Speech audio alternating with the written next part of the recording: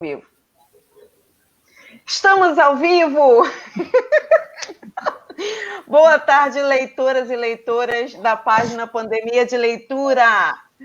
Bem-vindos, bem-vindas ao nosso segundo encontro. Bom, tivemos um probleminha aqui técnico, normal, né? Estamos todos descobrindo, desvendando novas ferramentas. Já temos uma pessoa assistindo. Então, nós entramos uma primeira vez, só que deu problema, né? Estávamos com ruídos aqui na hora de falar. Então, resolvemos iniciar uma nova live. Bom, estamos aqui hoje comigo, Vanessa Moreno, professora de inglês em escolas públicas e apaixonada por livros.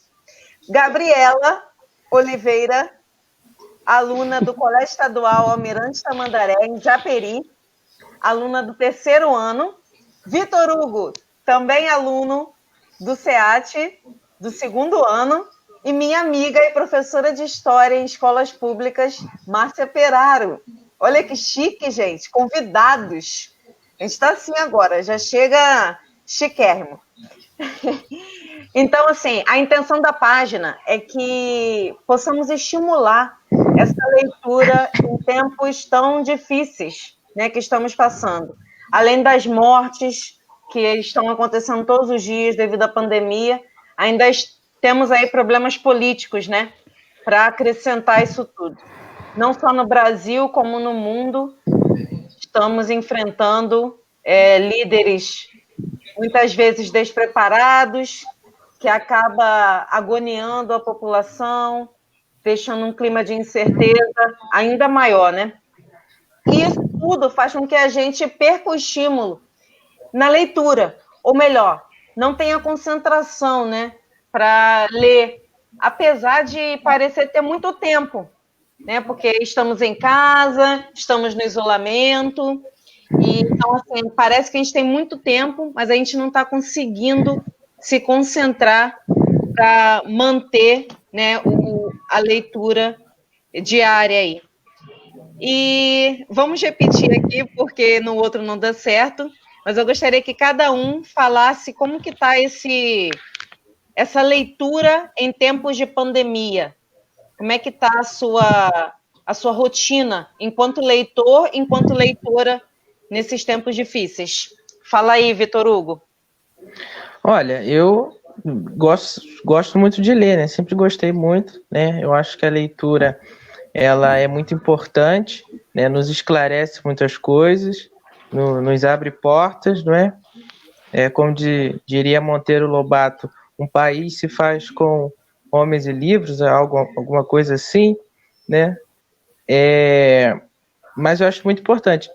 Eu não tenho lido o quanto eu queria, na verdade, mas eu venho lendo o que posso, tanto na internet, algumas análises políticas. Eu tenho lido até mais análise política por conta do momento, né? Do momento tenso que a gente vive. Mas, assim, eu já consegui acabar o livro que aqui a gente já está falando. E eu sigo aí, né? Leio algumas poesias e sempre busco renovar, mas não tenho lido o quanto eu queria, né? É como vocês falaram, né? A gente parece ter o tempo todo do mundo, mas falta tempo ainda de fazer certas coisas. Mas vamos seguir aí. Isso aí. Muito bom. Esse é o primeiro livro que eu tô lendo esse ano, né? Na verdade, eu comecei um monte de livro, porém, terminar, que é bom, não terminei nenhum. Mas esse daqui, ele parece que prende a gente, sabe? Puxa. Ele pega a realidade e joga assim na nossa cara. Eu achei ele um livro bem forte e bem importante, ainda mais nesse momento que a gente está vivendo. Ele, sei lá, fala da situação política de uma forma bem verdadeira mesmo. E é difícil. Eu estou muito desanimada, porém, quando eu pego ele para ler, flui. Muito bom, Gabi. Então, a Gabi, a gente conversa muito, né, pelo WhatsApp, sobre livros, sobre escola, e ela tem me relatado isso. Eu não peguei nada para ler, a gente até tentou ler, né, o Apocalipse pela internet, e não concluímos também, que acaba a cabeça... Sua culpa. Olha, em rede nacional. Só para deixar assim claro, que eu te cobro. E a gente não conseguiu concluir. Devido a isso mesmo, né? A gente vão aparecendo outras coisas, outras preocupações, outras coisas para fazer, e a gente acaba não se concentrando. E aí, só lembrando aqui que eu não falei, esse livro, gente, 1984, ele estaria no vestibular deste ano da UERJ, tá? E eu acredito que ele vai permanecer quando a UERJ estipular uma nova data, remarcar. Então, ele está no vestibular da UERJ, tá? Então, assim, que não foi à toa. Não, não, mas eu escolhi porque eu já queria ler, né? Não, logo nesse período de pandemia. Sim. A UERJ, né? Sempre essa faculdade... coincidência logo nesse ano. Sim! Gente, a UERJ nem sabia, né, que isso ia acontecer, mas já prevendo o cenário político do país, eu acredito que eles tenham escolhido inspirados nisso, né? Já que o livro traz muito do presente. Marcita, fala aí, como é que está sua leitura em tempos de pandemia?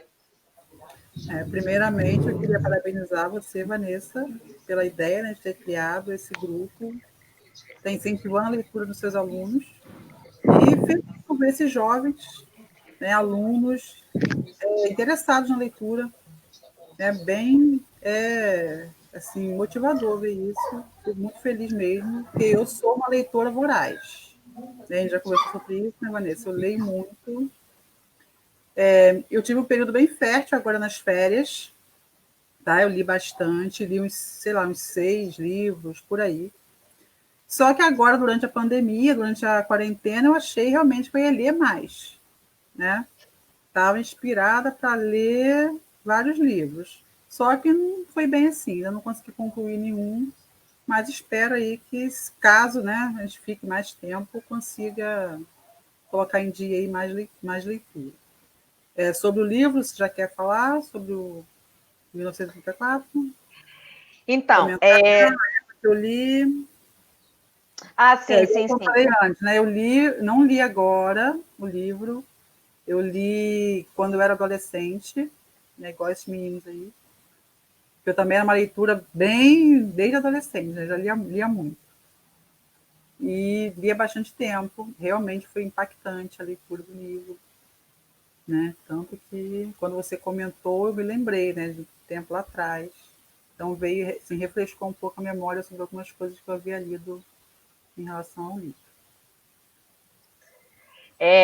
Eu acabei desligando o microfone da Gabi e do Vitor para ver se diminuía um pouco o ruído, tá? O barulho externo mesmo, que a gente não tem como evitar. O meu vai ter participação especial de cachorro, de passarinho, de ventilador ligado, né? É inevitável.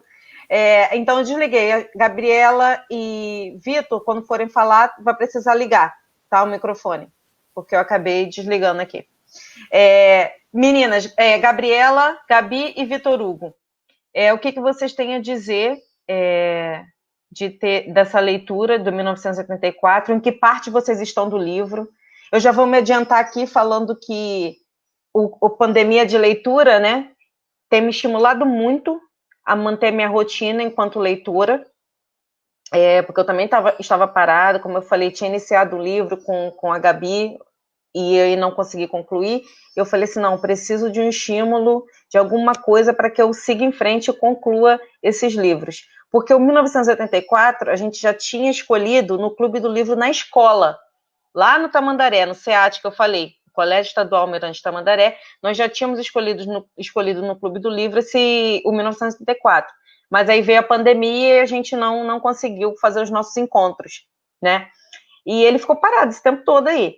E aí, retornando agora ao Clube do Livro Online, né, a gente conseguiu voltar com ele. Então, como eu falei, ele é dividido em 3 partes, parte 1, 2 e 3, e nós estabelecemos que iríamos comentar hoje sobre a parte 1, que é composta por 8 capítulos, né? Então, nós concluímos esses 8 capítulos, eu e Gabi concluímos hoje a parte 1, né? Então, eu estabeleci metas. Ontem a minha meta era ler 2 capítulos, hoje era ler 1. Então, estou tentando, assim, estabelecer metas, incluindo leitura de capítulos, né? Dividindo por dia, para conseguir incluir na minha rotina diária a leitura do livro. Então, hoje a gente vai falar da parte 1, né? O Vitor Hugo já concluiu, nem deixei ele falar, gente, ai, que horror. Mas ele já falei, ele já concluiu a parte 1, o livro todo, na verdade. A Márcia já leu há muito tempo, né? Então, ela vai aqui, a minha intenção em convidá-la é de repente, esclarecer algum contexto histórico que a gente não tenha identificado com maior clareza no livro, nessa parte 1. E, assim, foi uma parte que, principalmente o capítulo 5 da parte 1, eu só escrevia nas minhas notas assim, chocada. Depois eu comecei, chocada com letras maiúsculas. Depois chocada com vários pontos de exclamação. Depois chocadíssima. Esse foi o capítulo 5 para mim, gente. Nossa, eu fiquei assim, fui associando várias coisas, até com a língua inglesa, né? Quando ele fala da nova fala, que é uma nova língua que eles estão criando dicionário, já estão na 13ª edição de um dicionário da nova fala, que querem que essa seja a língua universal, a língua global, que todos falem aquela língua, né? E é uma língua que não dá margem a diferentes significados. Por exemplo, você fala assim, eu estou me sentindo feliz. Você não teria a palavra triste, é só infeliz, porque é o contrário de feliz.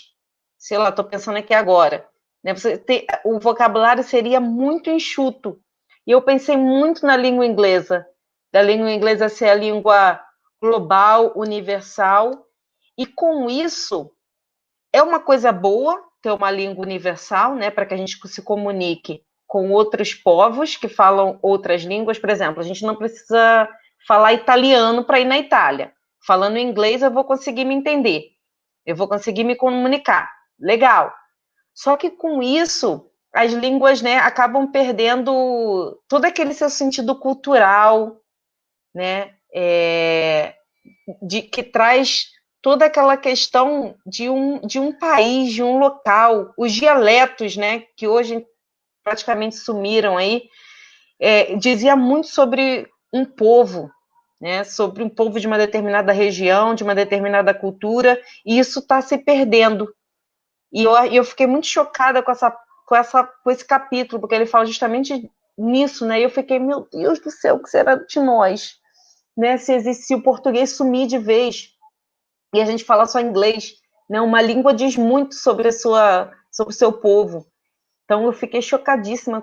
Essa é uma das partes, mas ele vai falando de outras coisas nesse capítulo 5. Então, o capítulo 5, para mim, foi a parte mais chocante. Mas, cara, essa parte 1 é muito difícil escolher um trecho só. Mas é o que eu tenho a dizer. Gabi e Vitor Hugo, o que vocês têm falado da parte 1? Olha, eu achei bem interessante a parte 1, né? Mas, assim, me prendeu bastante. Eu, depois de concluir o livro, eu fiz uma análise e eu gostei mais gostei. Eu achei mais interessante ainda parte já do final, entendeu? Parte já dos últimos capítulos, que eu achei algumas semelhanças, talvez até um tanto gritantes, mas que a gente aí vai conversar ao longo do livro. E é isso. A primeira parte vai contando um pouco a história, né? Vai fazendo vai abrindo o caminho, por assim dizer, na vida de Winston e tudo mais, do partido, né? O Grande Irmão. E é isso. É isso. O que Assim, vocês têm a dizer? Você tem algum trecho, algum trecho que te marcou? Você conseguiu marcar algum trecho para falar aqui? Pode falar, então. Tem. Eu tenho até 2 aqui, na verdade 3, que eu achei bem interessante. Cara, eu não consigo escolher só um trecho. Eu marcava quase tudo. Fala. Então, um trecho, depois eu falo a página, eu vou começar. Quando ele diz assim, da era da uniformidade, da era da solidão, da era do grande irmão, da era do duplo pensamento, saudações. Eu, quando li isso, eu até parei assim, pensei, nossa, que coisa pã, né? Porque é o mundo de hoje. Uniforme, né? A gente vê muita solidão, vê aí um grande irmão, se deixarei para análise de cada uma, e o duplo pensamento, que lá na frente ele vai explicar melhor esse adjetivo, assim, por assim dizer, do duplo pensamento, né? Mas e quando ele fala saudações, né? Então eu pensei em um livro escrito em 1949, mas que parece que foi escrito hoje, parece que foi escrito para o momento atual. Então é uma coisa assim louca, entende? Eu gostei bastante. E o segundo trechinho, né? Não, na verdade, esse último que eu li é da página 40, tá? Se vocês quiserem olhar lá. E esse é o da página 93, que diz: o ideal pelo partido era uma coisa imensa, terrível e luminosa. Um mundo de aço e concreto, cheio de máquinas monstruosas e armas aterrorizantes. Uma nação de guerreiros e fanáticos avançando em perfeita sincronia, todos pensando os mesmos pensamentos e bradando os mesmos slogans, perpetuamente trabalhando, lutando, triunfando, perseguindo 300 milhões de pessoas de rostos iguais. É outra coisa também que é muito atual, né? Quando ele fala 300 milhões de pessoas de rostos iguais. Ele bota aí um sentido, né, hiperbólico da coisa, né? Um sentido exagerado, para mostrar essa uniformidade, para mostrar essa coisa de todo mundo pensando da mesma forma, né? Uma classe pensando da mesma forma, uma classe agindo da mesma forma, né? E uma classe, digamos, até abduzida, porque não consegue enxergar a realidade, não consegue ter um pensamento crítico, não consegue ver o que está acontecendo, né? 300 milhões de rostos de pessoas de rostos iguais. E quando ele diz também que é um mundo de aço e concreto, né? É uma coisa assim que você vê a atualidade, né? A atualidade. E por isso que eu disse aquela certa vez, quando eu terminei o livro, que é um livro atemporal, né? Quando eu citei, é isso, é um livro atemporal. Se você lê hoje, você vê traços políticos, traços sociais, traços até humanos, e quando você lê, sei lá, daqui a 15 anos, quando você lê daqui a 20 anos, você pode ver que há traços também, né? Parece uma continuidade, né? E é isso, eu achei. Vanessa, muito bom. Diga, Marta. Pode. Essa questão da linguagem, né? No livro, a intenção de criar essa linguagem reduzida, né, seria para evitar que as pessoas, como posso dizer, evitar que eles explanassem os pensamentos, né? Com menos palavras para serem usadas, né? Menos eles poderiam falar, se expressar. Então, serviria a esse grande propósito aí, que era alienar as pessoas, né? Tem coisas muito interessantes no livro, tem coisas assim que eu voltei um pouco, né? Se a gente for parar aqui para falar, vai... É muito tempo que a gente vai levar, canalizar cada partezinha. É muito legal. Sim, Vanessa. Fala. Eu só vou pedir licença, porque como o celular está descarregando, eu vou tentar ficar junto, só que numa tomada, tá bom? Aí eu vou sair aqui e já volto. Não deixa de voltar, por favor, Não, Vitor. vou voltar. Eu só vou conversar com o carregador aqui. Tá bom. A gente aguarda. Tá bom. Ok. Isso mesmo, Márcia. Assim, cada hora, a cada capítulo, a cada parágrafo, você começa a desvendar umas coisas, a pensar em coisas diferentes, né? Associar com coisas diferentes. Essa questão da língua, da nova fala, né? Do dicionário que eles estão escrevendo e montando. Reduzindo, né? A quantidade de palavras, as palavras têm um duplo sentido. Sim, e o inglês é uma palavra muito, uma língua muito reduzida, o inglês. Né? Uma palavra significa várias coisas. É verdade. Fala, Gabi. Mas eu... Tá me ouvindo? Sim, fala. Na internet acho que deu um ruim aqui.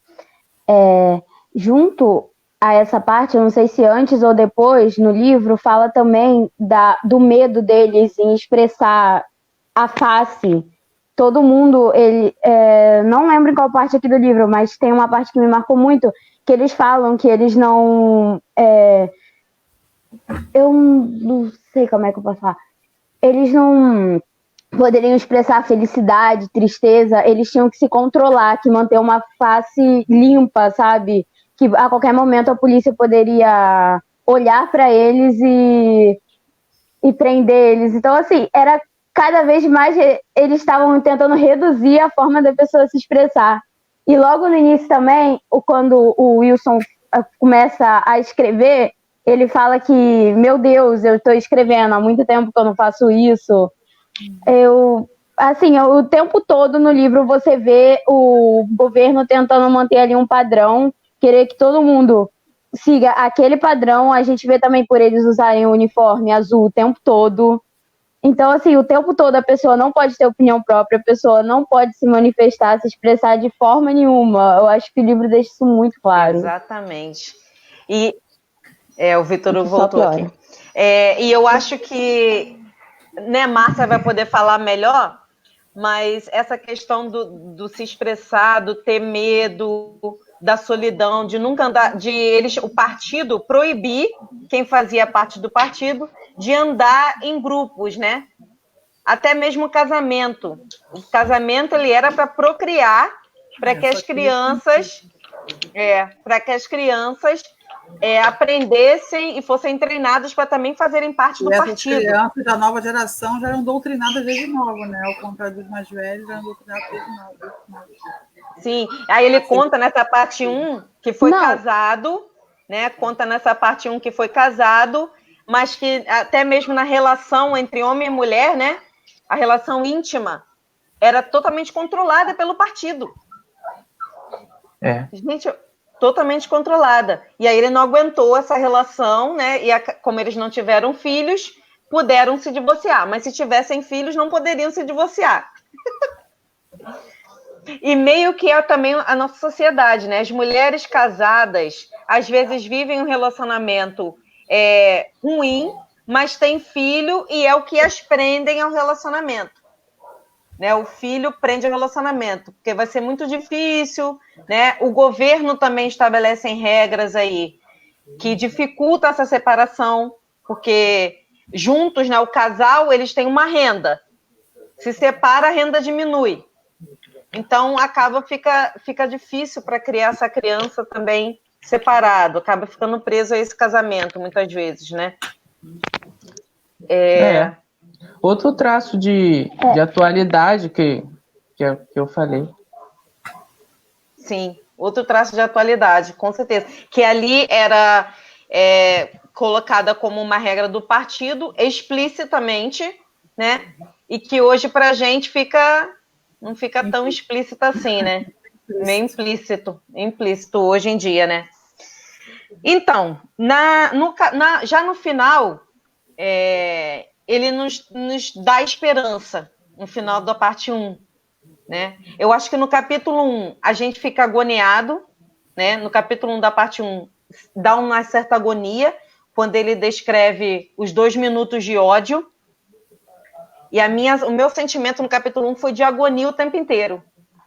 Eu já estava quase ali também gritando, fazendo parte dos 2 minutos.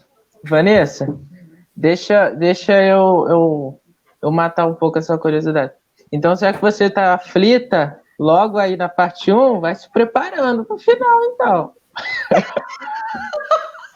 Vai se preparando. Nossa, Deus. Tem uma parte aqui que ele vai saindo, né? Ele sai do trabalho e segue por outra rua, que não é a rua da casa dele. Só que ele vai com um certo receio, ele vai com medo.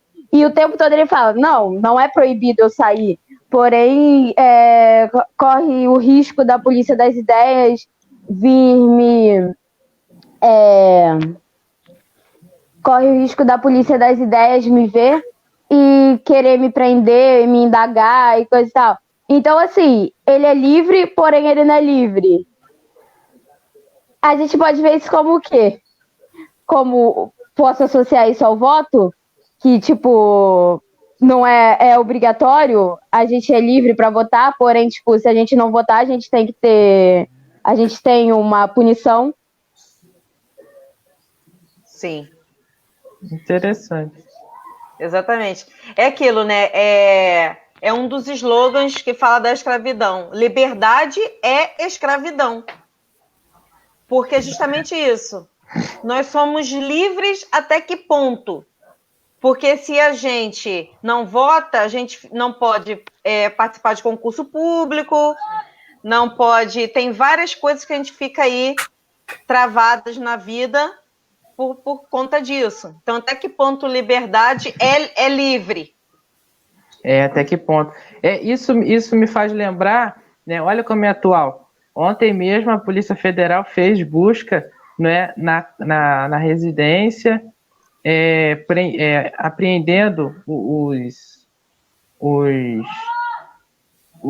celulares e outros aparelhos tecnológicos de pessoas que, segundo elas, estavam utilizando da liberdade de expressão para atacar as instituições democráticas, né, o Supremo, e falar as maiores barbaridades, né? Aí o presidente depois fez um tweet, na verdade, e dizendo que a liberdade de expressão é um dos pilares da democracia, que defendendo, né, aquilo que ele sempre criticou, né? Ele sempre criticou a democracia.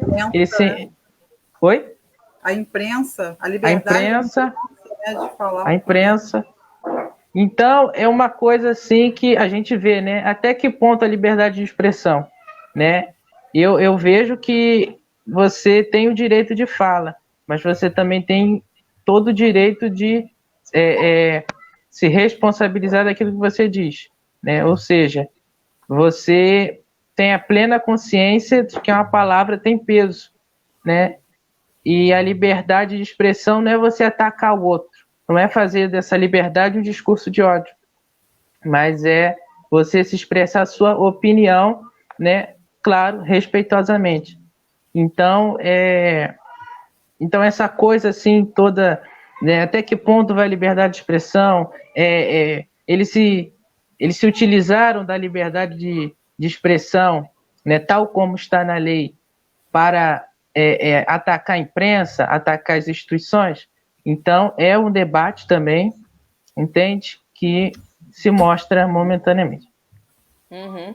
É aquilo, né? Nós vivemos uma democracia falida, né? Eu diria. Não sei se estou falando, se estou errada aqui, mas a gente vive uma democracia falida, em que eu vejo a democracia como uma forma de dialogar, como estamos fazendo aqui hoje. Se a democracia fosse assim, dialogar, olha, o mundo... Espera aí que a minha bateria... Eu tirei minha bateria aqui, está acabando, senão vai desligar.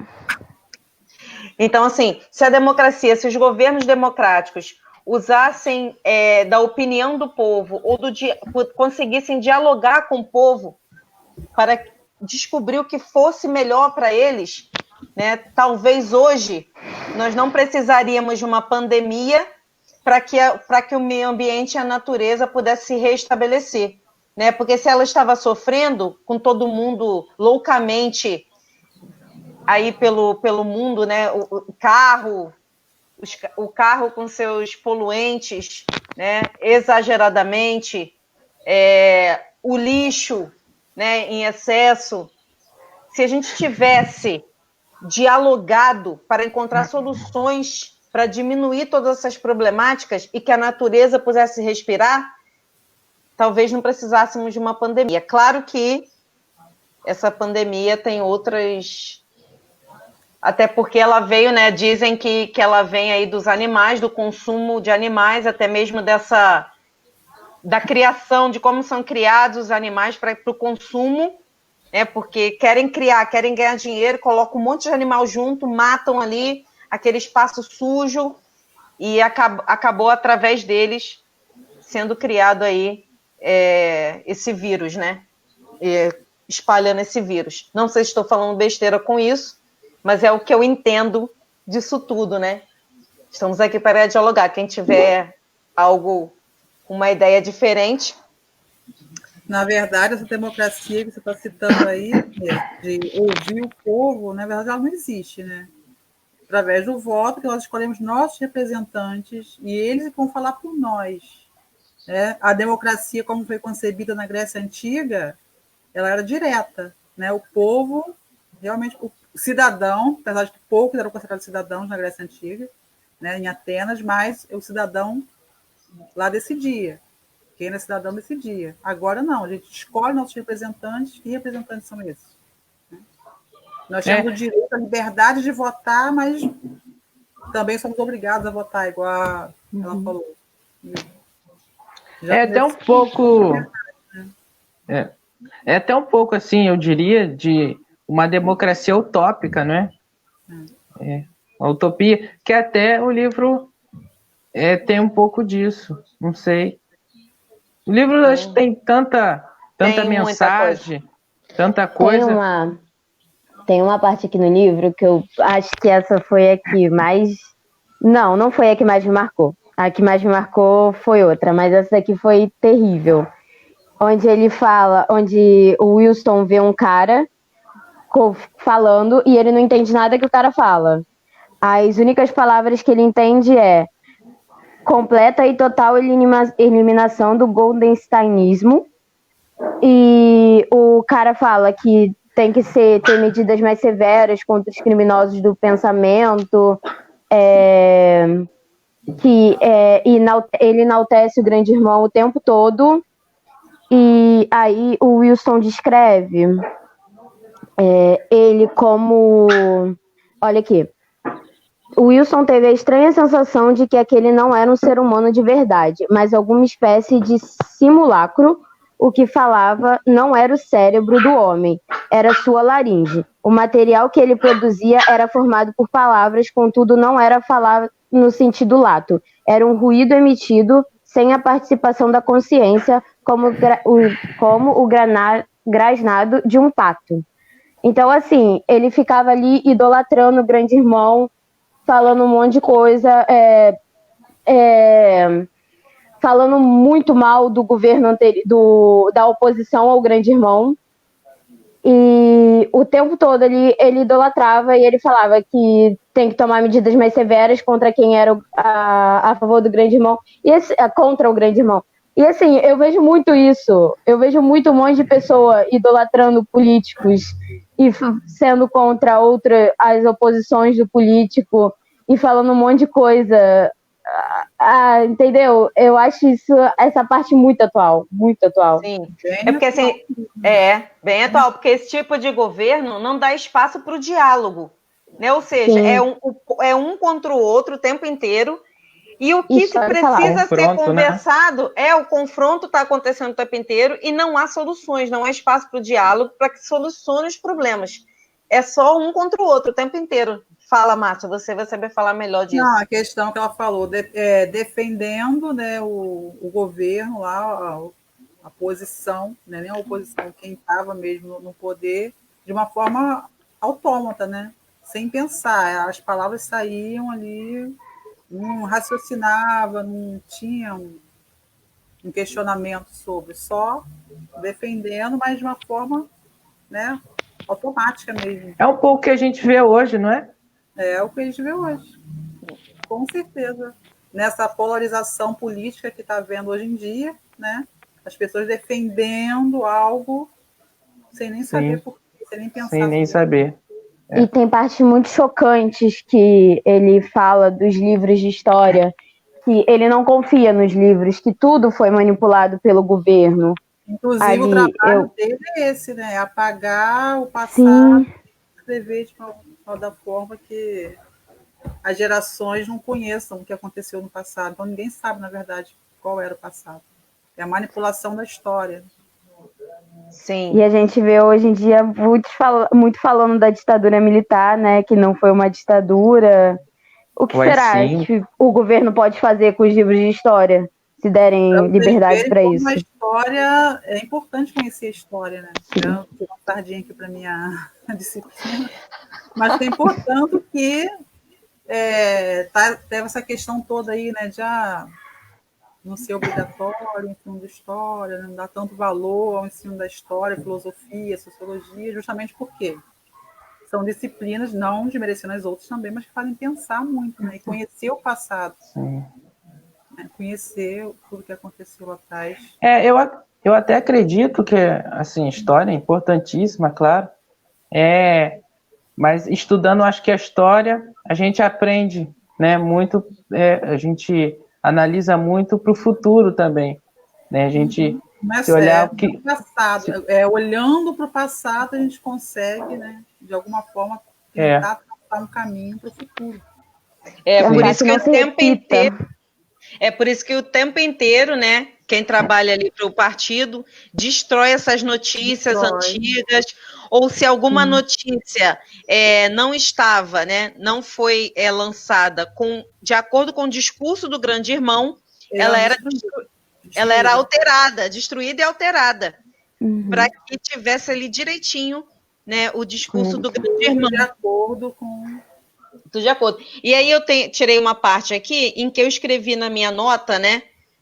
Povo que idolatra mesmo depois dos erros. Vou ler essa parte aqui, porque a gente esquece que a gente marcou, né? Então a parte diz, o trecho. Foi informado de que houvera, inclusive, manifestações de agradecimento ao grande irmão pelo fato de ter elevado a ração de chocolate para 20 gramas por semana. Sendo que ainda ontem, refletiu, fora anunciada a redução da ração para 20 gramas por semana. Seria possível as pessoas engolirem aquela passadas apenas 24 horas do anúncio? Sim, engoliram. Parsons engoliu sem dificuldade, com a estupidez de uma besta. A criatura sem olhos da outra mesa engoliu fanática, apaixonadamente, com um desejo furioso de seguir, denunciar e vaporizar todo aquele que viesse a sugerir que na semana anterior a ração era de 30 gramas. Saime também, de uma maneira mais complexa que envolvia duplo pensamento, Saime engoliu. Winston era o único, então, a possuir memória? Gente, isso é muito marcante isso aqui, porque, assim, ele tinha anunciado a redução para 20 gramas, né? E aí, as pessoas agradeceram porque ele mudou o discurso, né? E anunciou para as pessoas que tinha vindo, houve um aumento de 20 gramas, sendo que na semana anterior ele tinha reduzido. E as pessoas aplaudiram esse discurso, né? Mesmo sendo um discurso totalmente equivocado e construído ali para agradar o povo ou para enganar o povo, e as pessoas aplaudindo, né? Dispostas a matar quem dissesse que aquele discurso não era verdadeiro. E, cara, isso não é o que vemos hoje em dia com as fake news. As pessoas continuam aplaudindo, vangloriando e idolatrando, mesmo sabendo que esse líder, né, que o líder está errado. Sabe outra associação aqui que eu tenho? Quando o pai daquelas crianças estava falando com o Winston, as crianças que pegaram o xilingue e estavam jogando nele, e ele estava falando pro Winston todo orgulhoso dos filhos, que uma vez a menina dele correu atrás de uma mulher ela estava numa manifestação, aí ela correu atrás de uma mulher e denunciou a mulher por achar aquela mulher ser suspeita, e a mulher não tinha feito nada. Acho que a mulher só usava calçados, e era alguma coisa assim. E eu vejo muito assim... E ele falou isso com orgulho, sabe? Da filha tá denunciando as pessoas, tá procurando defeito em todo mundo, os filhos dele fazerem isso. E aí eu associo com, tipo assim, muitos pais veem os filhos fazendo sinal de arminha com o negócio do presidente e acha bonito. Gente, é uma criança, você acha uma criança ser violenta, bonito. E ele achou bonito os filhos usarem o estilingue contra o Wilson, a criança ser violenta. É bonito isso. No livro era bonito, na vida real, muita gente vê isso como algo bonito. Sim. É porque esse símbolo, né, esse sinal com arminha, instiga a violência, né? Sim. Então, assim, as pessoas estão achando bonito, incentivando a violência. Mata mesmo quem é favelado, mata mesmo quem mora na favela, né? As pessoas estão... É um outro debate também que se faz, né? Cheio de indagações. Como essas pessoas, tidas como conservadoras também da moral, da ética, né, da igreja, dos bons costumes, fazem arminha, tripudiam sobre a morte de pessoas, faz discurso de ódio contra pessoas, instituições. Então, fica sem nexo, né? São conservadores, mas na hora de apontar arminha, pode. Na hora de matar negro, na hora de matar bandido, pode. Então, é todo um debate também muito importante a ser feito e que é muito atual, né? Vem aí. Sim. E aí eu acho que o Orwell, né, George Orwell, ele deixa claro nesse livro que essas pessoas, né, que acreditam no discurso de seus líderes, eles não saem da cabeça o que eles estão falando, não saem do cérebro, sai daqui, né? Sai só da garganta. Ou seja, essas pessoas não estão pensando no que estão falando. Elas não pensam, elas apenas reproduzem. Reproduzem. O que a gente comentou aqui, né? Não só naquela época, né? Hoje também acontece isso. Hoje também. Então, assim, nós aqui, nós quatro, outras pessoas que fazem parte de clubes do livro, ou que leem, ou que têm um pensamento crítico, elas estão indo contra esse governo. Elas estão pensando o que elas fazem, e as ações dela vêm daqui, vêm do cérebro, e não da laringe, né? Então, acho que, assim, aí está a nossa esperança. E eu não sei também, eu vi aqui que tem umas partes que ele fala o mundo anterior era capitalista e coisa e tal, e as pessoas estavam infelizes com isso. E, sabe, eu vejo muito o discurso atual de que as pessoas estavam infelizes com o governo anterior, por isso colocaram o governo atual para melhorar as coisas. Então eu vejo no livro assim, tipo, tava ruim antes, estava muito ruim, e aí vai lá, coloca alguma coisa para melhorar e piora, e aí eles idolatram a coisa que é para melhorar, mas não tá melhor, tá pior, e eles estão idolatrando o pior. Isso. E fica antes estava ruim, agora tá pior. E fica claro na conversa que o Winston tem com aquele velho, naquele pub, né, naquele bar que eles frequentam, que ele quer saber de uma pessoa idosa se era melhor ou se era pior antes da Revolução. E aí o senhor não consegue responder. Ele não consegue responder se era melhor ou pior, né? E aí, essa é a minha pergunta para a Márcia. O tempo inteiro, Márcia, ele fala de antes da Revolução, dessa vida antes da Revolução. A que fato histórico ele está citando aí, esse antes da Revolução? Na verdade, muitos críticos colocam como a questão da Revolução Socialista, né, na Rússia, o que estava acontecendo na Rússia. Mas, na verdade, ele era contra a todos os regimes totalitários que ele criou também, né? O livro foi publicado em 49, né? Mas ele começou a escrever antes, ele viveu aquele período do fascismo, nazismo, né? O stalinismo, né? Da União Soviética. Então ele fala muito Segunda Guerra. Segunda Guerra Mundial, né? Esses regimes totalitários que surgiram nesse contexto aí da Segunda Guerra Mundial, anterior à Segunda Guerra Mundial. E o socialismo, na verdade, ele prevaleceu na União Soviética, mesmo após a guerra, não foi isso? O Stalin, né? Ele era um ditador terrível, né? O socialismo, na verdade, se a gente for discutir isso aqui também, vai dar muita conversa, porque o socialismo que surgiu lá, que prevaleceu na União Soviética, não foi aquele proposto pelo Marx, né? Não é o marxismo mesmo puro, porque, na verdade, ele nunca funcionou. Esse socialismo na União Soviética foi um outro tipo de... Né? Não seguiu mesmo a doutrina do Marx. Então, pode-se que ele estava falando sobre isso, né? Era esse regime fechado, esse regime totalitário aí do socialismo da União Soviética. Mas ele mesmo disse em entrevista que não era a respeito disso, ele não era contra o socialismo, na verdade. Ele era contra os regimes totalitários, todos aqueles que, igual a gente falou, minava a liberdade de expressão, né? A liberdade do ir e vir, qualquer tipo de liberdade. Então faz bastante sentido. Mas basicamente o que a crítica coloca é que ele estava falando do socialismo que existia na União Soviética, né? Na Rússia. É verdade. Até porque tem a palavra só assim, que significa socialismo, né? Que ele cita já no primeiro capítulo. Socialismo em inglês, né? Socialismo em inglês.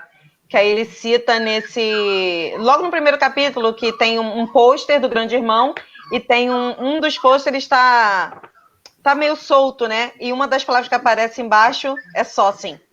Aí depois ele vai explicando um pouco melhor. Principal lá.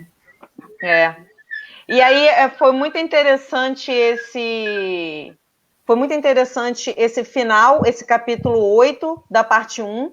Vamos já pular aqui vamos falar do último capítulo, para a gente já encerrar daqui a pouco.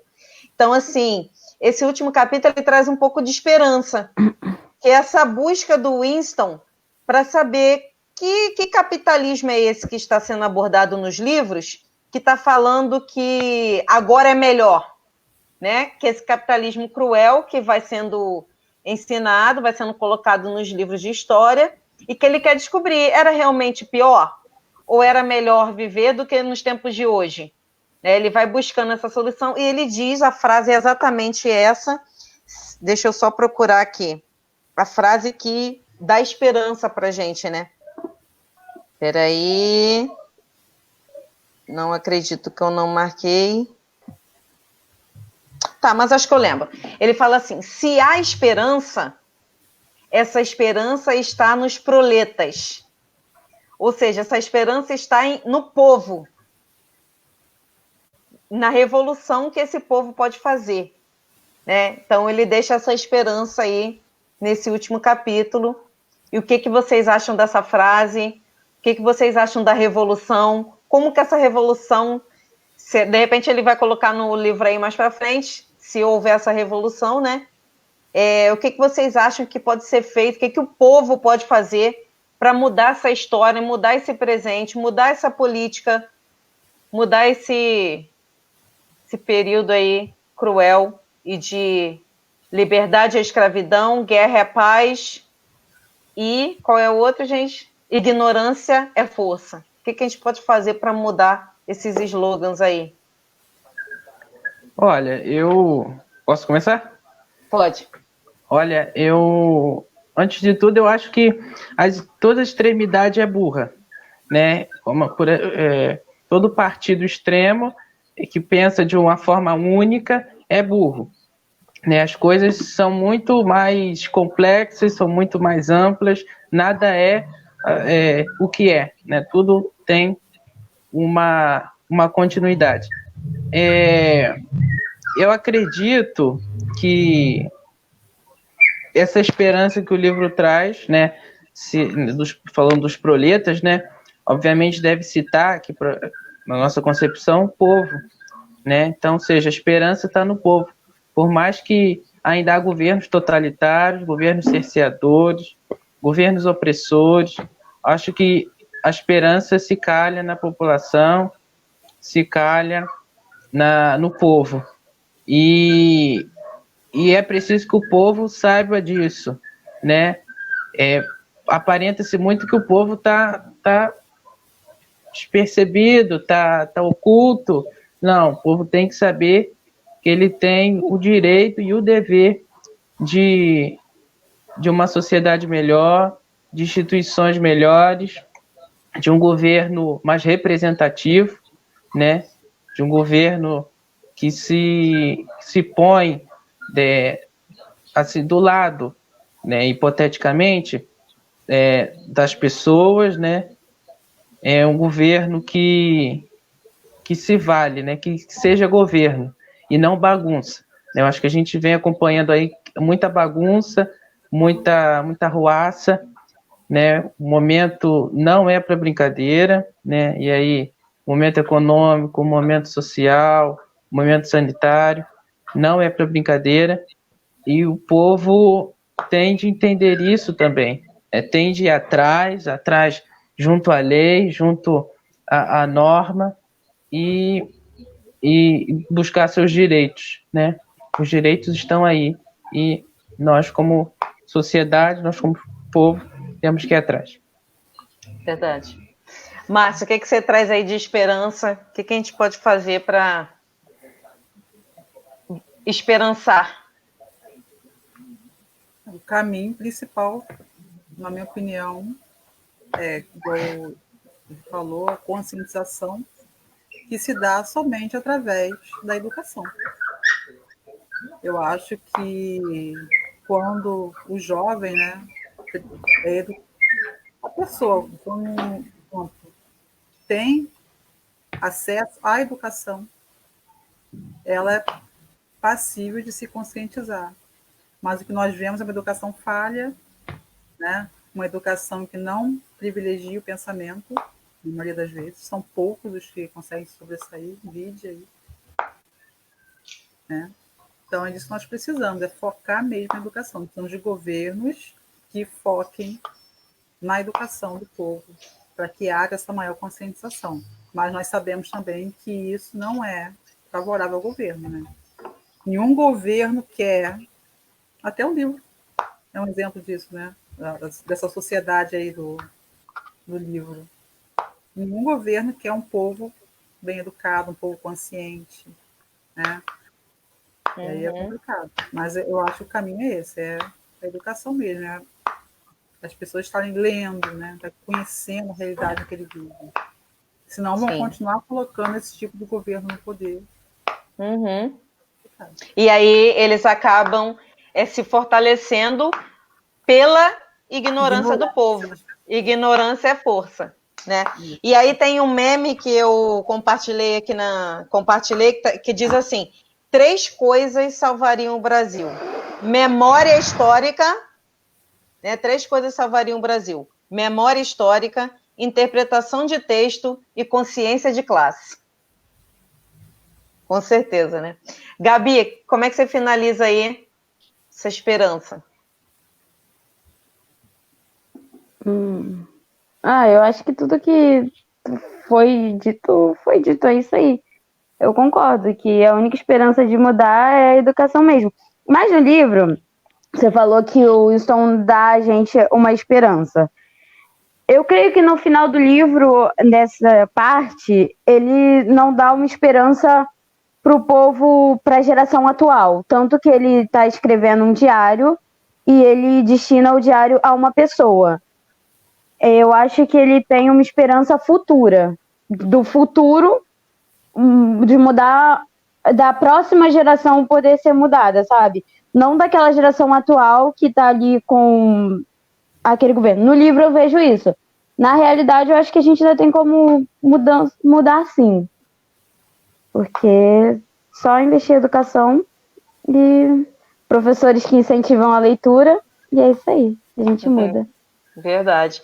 Gente, então, para finalizar, eu vou deixar uma frase. Eu não sei a página, porque como eu estou lendo pelo Kindle, é estranha a divisão de páginas aqui. Então, não vou saber dizer em que página está essa frase.